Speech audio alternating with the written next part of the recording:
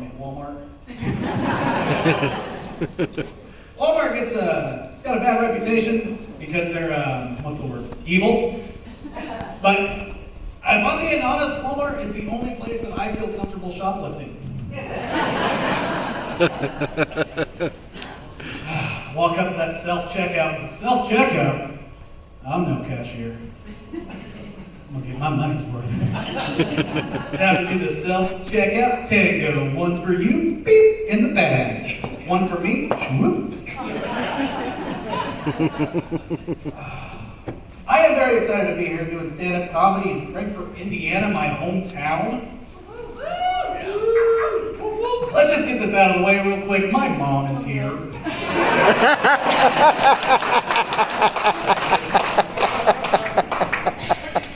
Your claps are warranted. She's a great woman. She has this tick. We call it her hiccup. And I hope it makes an appearance here tonight because out of nowhere she might just go, ah! No warning. You have no reason to expect it, but it will come out when she's asked you a question and she will interrupt the answer. Oh yeah, he just got out of the hospital. He's doing a lot better. Ah!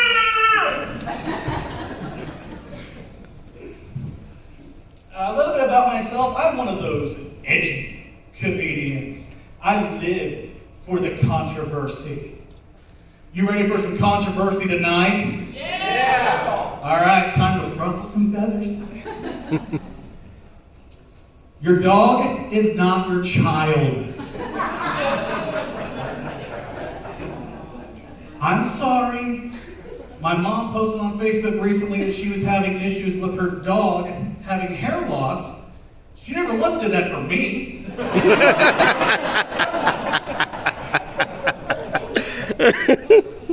All right, what else can I bring up controversially? Please stop holding the door open for me. I can open my own door. It's not that heavy. And if I'm 5 steps or so behind you when we're going to the gas station and you hold the door open for me, you're making me pretend to jog. That's more strenuous than the door. All right, you're not helping. Let's keep this controversy train rolling. I like talking about people behind their backs. Yeah. You do too, don't lie to me. I love talking about people behind their backs, but people hate it. If you've got something to say about me, you can say it to my face. No? That doesn't sound like fun at all. I'm going to tell everybody but you.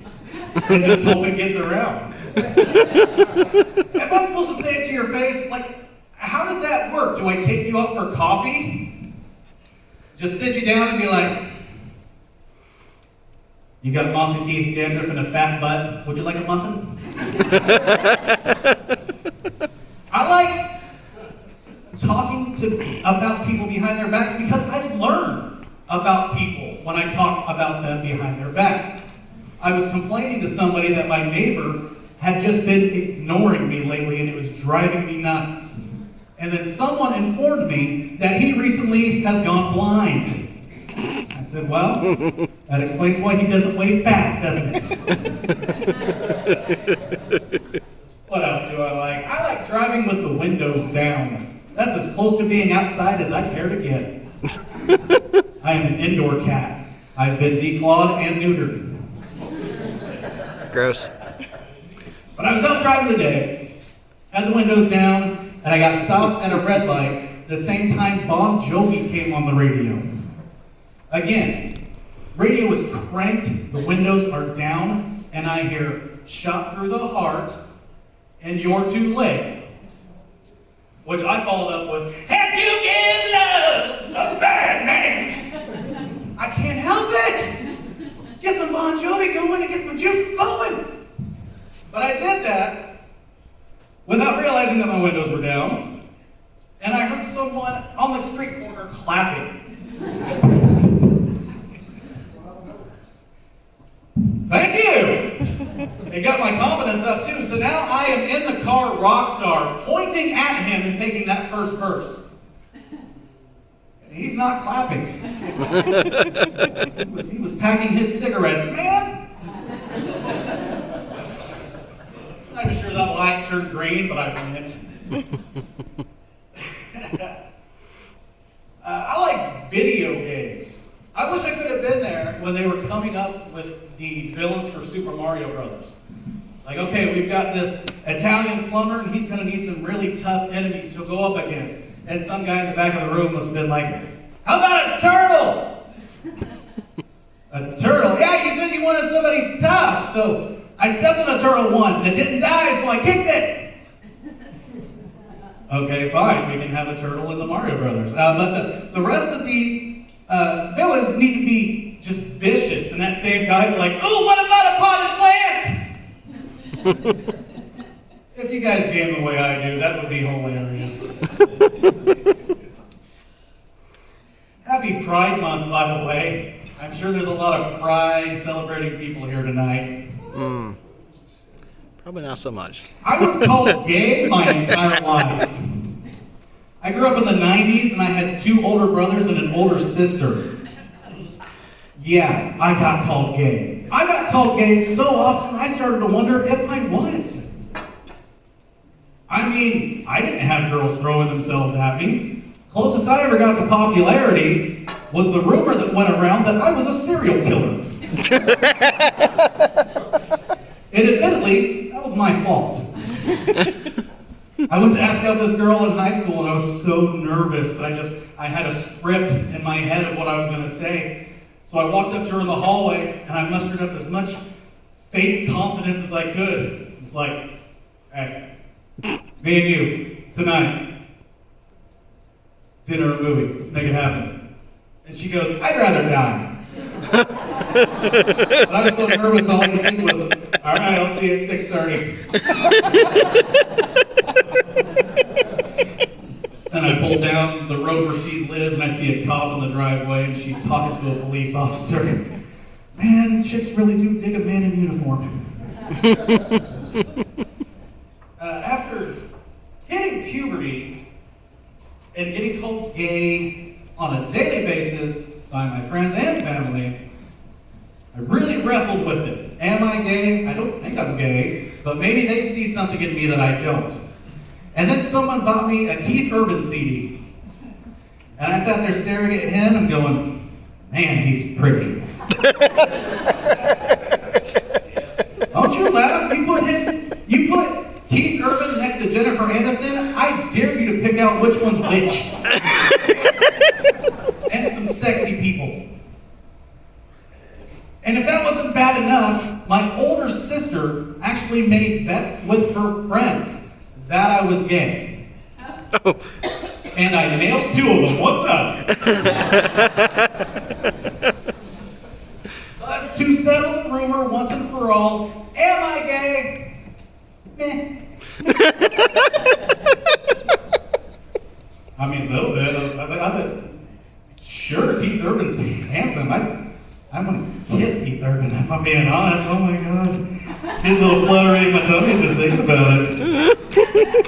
I should have known that I was at least queer because I saw a friend of mine was showing me pictures from Pride a couple years ago, and I went, hey, I've got that same shirt.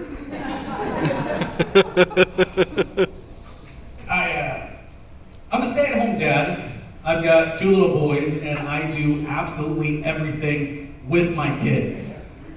I went 2,000 days without not changing a diaper. Sorry. My kids go with me everywhere, including the grocery store, and let me apologize ahead of time if this has happened to any of you, but when I go to Walmart by myself, nobody talks to me. I'm a bigger guy, I'm there on a mission, people leave me alone. Even the greeter doesn't say hi to me. But when I have my kids with me, suddenly I'm the most approachable person in the store. I've got both my kids who are driving me nuts, but I have to be nice to them because I love them. And then some old lady will walk up and be like, "Aw, look at the baby." And my son shuts a finger up his nose and I'm like, "Oh, back off, he's unpacking his lunch." Gross. I'm still a kid. Those picking jokes are still funny to me. I think the worst one, though, is when my son Abram was asleep in the car, like in the very front of the car where he had to put the legs through. He fell asleep like this. And in her defense, this was adorable, but if you're going to talk to me, I'm going to make you pay for it. She walks up and goes, "Oh my goodness, look at him. He's just knocked out, isn't he?" And I said, "Yeah, he really can't take a punch." It took her a few seconds longer than it took the rest of you, but I waited until I could see it in her face, and I said, "He gets it from his mother." She didn't find that as funny as I did. I hated running into people from high school. If I'm being honest, you guys are way more successful than I am, you're prettier than I am, just stay home. I don't need to see that. But I ran into an old classmate who became a financial advisor. And he goes, "Hey, it's good to see you, man. Hey, how's your finances? You put anything away for retirement?" I said, "Yeah, I checked this morning. I've got about $48,000 saved up." He's like, "Well, that's really good." I said, "Yeah, them speedy rewards points, man. They're as good as gold." My neighbors like to sit on their front porch and watch the cars go by. It's like a home edition of NASCAR. So the cars go a lot slower. They actually know the drivers, but they're still secretly hoping someone crashes. I got to go to my first concert since the restrictions were lifted. I was very excited. I was walking around through these throngs of people, and all I could smell were body odor and marijuana. Gross. And I realized they were both me. Oh. I don't want to smoke weed, but Illinois made it legal, Michigan made it legal, and Ohio has it legal medicinally. What am I supposed to do? I'm surrounded. That's a stupid joke, but I love it. Father's Day is coming up this weekend. If you don't know what to get your dad, I've got some advice. What do you get the man that has everything? Very easy. Get him a divorce.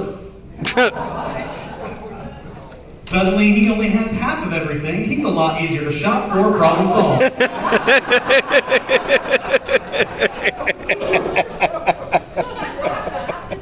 Those are the kind of things you think of when smoking weed. It's true. I realized smoking weed that pizza rolls are just dry ravioli. I learned that moths are butterflies that have no fashion sense. It's made me curious. I want to hear a Jamaican man say the word Pokemon. What would that sound like? Pokemon. All right. Smoking weed also teaches you that breaking a mirror will not give you 7 years of bad luck, because you can't actually break a mirror. You can just shatter it into other smaller mirrors. You're welcome. It does not do a lot for your memory, though, at least in the short term. If you have any long-term memories that you've forgotten, smoking weed will bring that right back. I was smoking the other night and went, "Oh my God, I had a near-death experience as a child." And my wife goes, "What happened?" I said, "Okay. I remember saying, 'Watch how long I can hold my breath.'" That's all I remember. That was it. Just see me float away. Mouth's getting dry. Why do I need a microphone? You guys can hear me fine. I just tried to drink the microphone. I'm sober today, I promise. I'm an actor, and one of the better things I got to do was filming in Pendleton Correctional Facility here in Indiana. This is a real prison full of real prisoners who did real prison shit to get there. We were terrified. So it's about 6 o'clock in the morning. We are exhausted. We don't know each other. We show up to the shoot.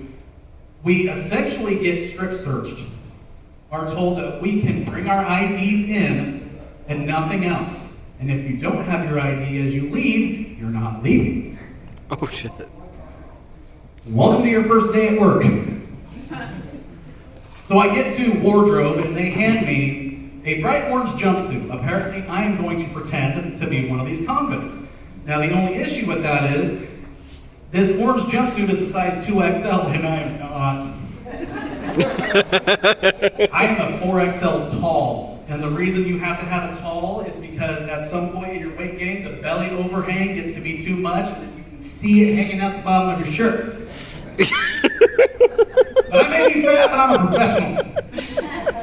I squeeze these sweet cheeks into that thing with some gumption, a little bit of sweat, and some baby powder. Don't ask me where I got the baby powder, or how I brought it in there, or how I knew I would need it.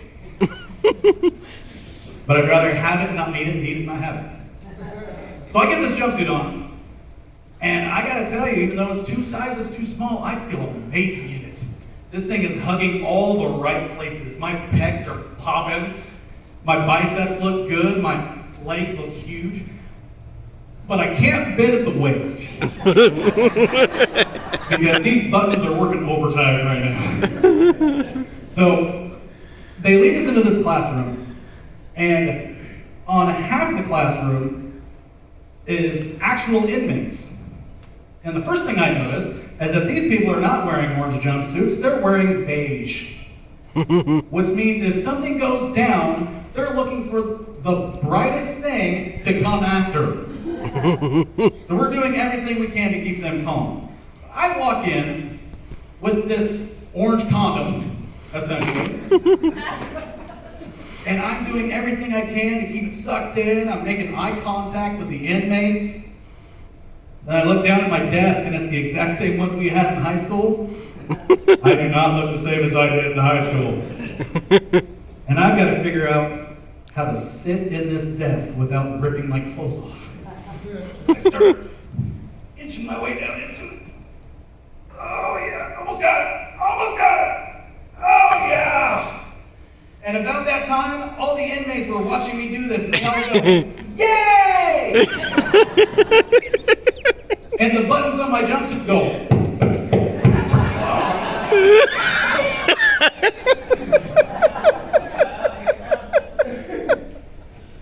Now, I've got about 40 pounds of bacon sitting on top of my desk right now. And I look at the director and I'm like, hey, what are we going to do about... And he's like, I don't know, we'll teach it, we'll treat it like it's a boner in junior high. Just put a book in front of it. And we did, and that's how I got my first modeling credit. That's my time, guys. Thank you very much.